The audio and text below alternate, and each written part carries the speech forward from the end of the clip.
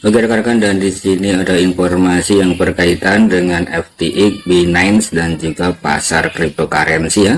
Dikutip dari bisnis.com. Nah, di sini ada informasi yang cukup menarik sekali untuk kita ulas, yang mana di sini juga berkaitan dengan CEO Binance, yaitu Changpeng. Beberapa waktu yang lalu Changpeng Zhao ya sempat memberitakan tentang kewaspadaan tentang pasar cryptocurrency. Pemain-pemain besar cryptocurrency bisa anjlok ya rekan-rekan, seperti kasus daripada FTX ini ya. Kemudian di sini melalui bisnis.com, di sini ada penjelasan lengkap soal Binance dan FTX yang bikin heboh pasar cryptocurrency ya.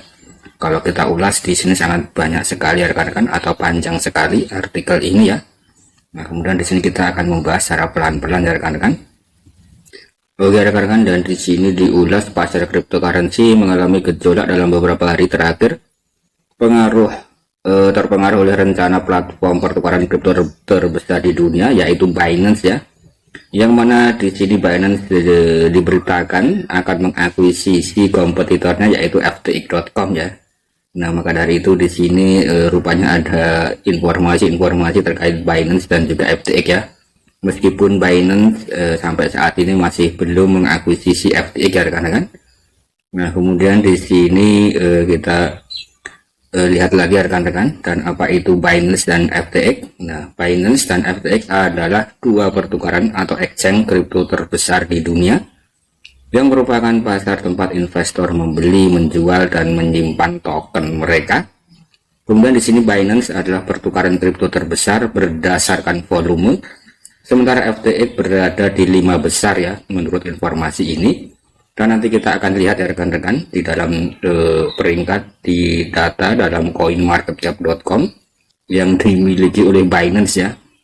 Jadi di sini untuk Binance memang merupakan exchange terbesar di dunia berdasarkan volume perdagangan setiap hari, dan FTX ada di 5 besar ya. Nah, meskipun sampai saat ini untuk FTX di sini sedang mengalami kerontokan dan ada di peringkat ke-39 atau di peringkat terakhir ya. Nah, di sini untuk market cap daripada FTX saat ini sedang rontok karena terkendala masalah likuiditas ya rekan-rekan, yang mana sulit untuk membayar daripada aset-aset yang ada di sana ya.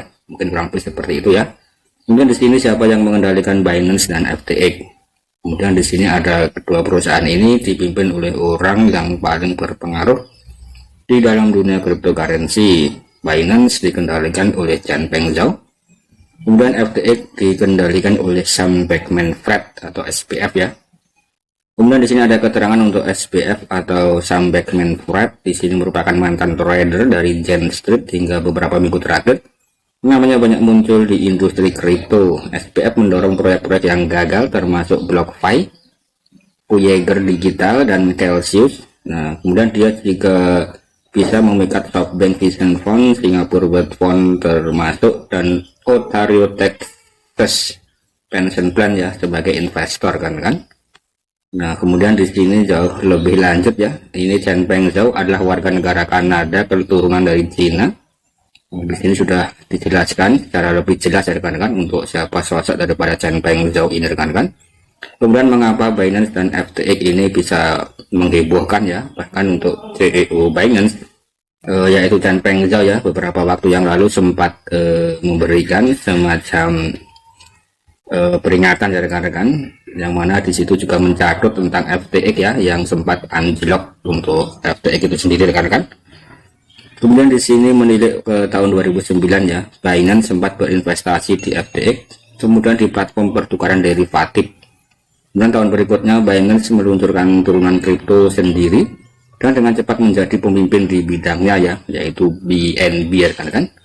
Nah, kemudian di sini kompetisi meningkat karena kedua perusahaan semakin mengambil taktik yang berbeda dengan regulator.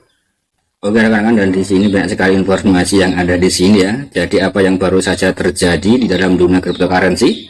Selama akhir pekan, Changpeng Zhao melempar cuitan di Twitter bahwa Binance akan melikuidasi kepemilikannya atas token yang dikenal sebagai FTT yang dikeluarkan oleh FTX ya. Kemudian di sini juga tweet itu merupakan respon terhadap berita Coindex yang mengatakan bahwa Alameda Research sebuah rumah perdagangan yang dimiliki oleh pendiri FTX, Bankman-Fried, ini memiliki banyak aset dalam token FTT ya.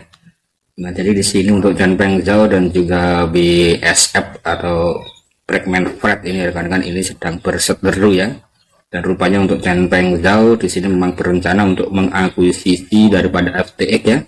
Karena di sini sama-sama exchange terbesar di dunia. Kemudian untuk Binance memang saat ini lebih terkenal dan lebih kuat dalam hal likuiditas ya. Dan juga dalam hal volume perdagangan dan market cap untuk Binance memang sangat kuat sekali ya rekan-rekan. Kemudian di sini apa artinya bagi pasar ya. Nah, jadi tentang FTX dan juga tentang Binance yang berseteru. Nah, di sini mungkin apa pengaruhnya bagi pasar di dalam dunia cryptocurrency. Rupanya di sini argumen di Twitter itu menyuntikkan banyak ketidakpastian bagi investor. Bahkan dengan pengumuman kesepakatan pergerakan harga kripto dapat membuat segalanya menjadi sulit. Bitcoin turun sebentar ke level terendah sejak tahun 2020 ya. Kemudian ada Solana yang didukung oleh Bankman-Fried dan turun 23% pada hari Selasa kan.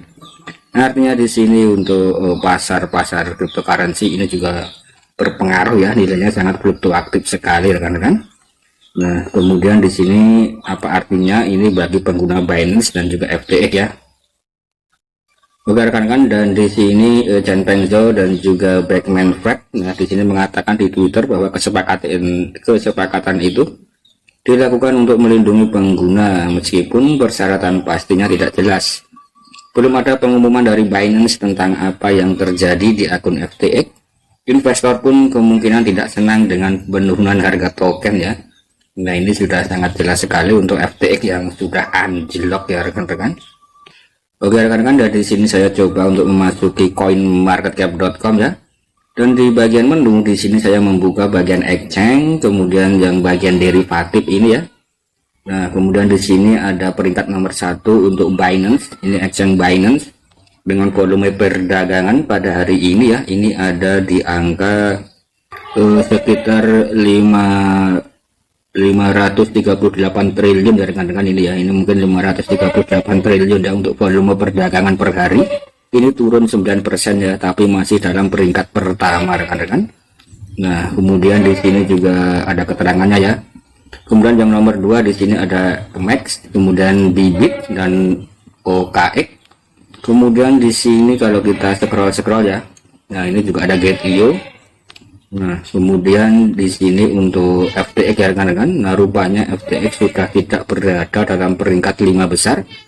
Melainkan di sini sudah ada di peringkat ke-43 ya. Nah, di sini dengan volume perdagangan per 24 jam terakhir di sini hanya ada sekitar 9 triliun ya rekan-rekan, kalau tidak salah ini sekitar 9 triliun rupiah ya. Nah, kemudian di sini saya rasa cukup turun secara drastis untuk FTX. Nah, kemudian kalau kita lihat ya untuk FTX di sini ya rekan-rekan. Nah, di sini juga ada keterangannya ya. Nah, oke rekan-rekan, dan di sini ada keterangan untuk FTX dalam volume perdagangan 24 jam terakhir ya. Di sini ada sekitar 9,2 triliun atau setara 35.487 BTC. Kemudian di sini juga ada keterangan apa itu FTX ya. Kemudian di sini juga ada keterangan siapa pendiri daripada FTX dan lain-lain ya. Nanti rekan-rekan juga bisa mempelajari lebih detail lagi rekan-rekan. Nah, rekan-rekan, saya rasa sekian dulu ya konten dari saya tentang informasi dalam dunia cryptocurrency yang sedang gonjang-ganjing, terutama perseteruan antara Chanpeng Zhao dan juga Bankman-Fried ya, antara Binance dan juga FTX ya. Nah, yang mana di sini untuk FTX sedang anjlok atau sedang rontok ya rekan-rekan. Nah, mungkin untuk dunia cryptocurrency yang memang seperti ini ya rekan-rekan, tidak ada yang pasti ya. Yang pasti untuk rekan-rekan yang memiliki aset di sini harus dilakukan analisa secara mandiri ya rekan-rekan, kurang lebih seperti itu ya. Dan untuk rekan-rekan yang mining network, tentu nanti ketika sudah listing di Binance, nanti rekan-rekan juga bisa melakukan withdraw di dalam exchanger yang disediakan ya. Tentu saja yang sudah terdaftar resmi oleh Core Team rekan-rekan.